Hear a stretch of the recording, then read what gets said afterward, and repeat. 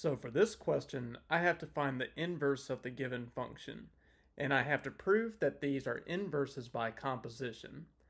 So here, I'm given a function that is a logarithmic function, and I can tell because it has the symbol log out in front, and it has a base of 2.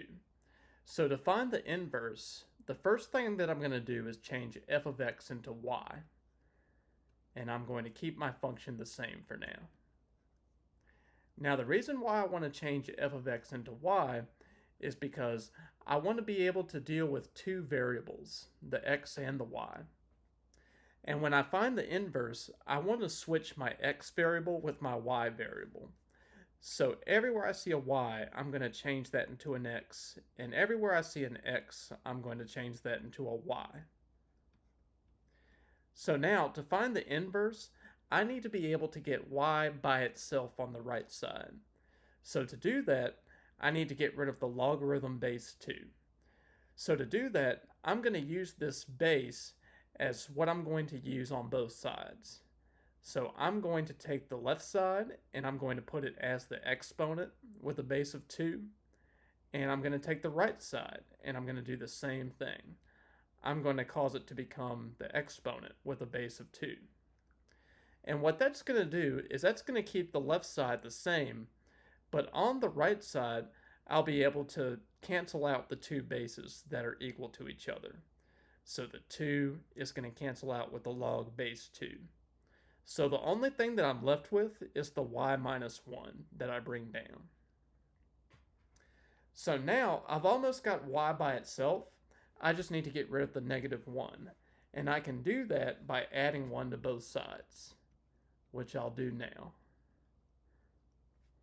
So once I add 1 to both sides, y is going to be by itself on the right side, but on the left side, I'll have 2 to the x power plus 1 at the end.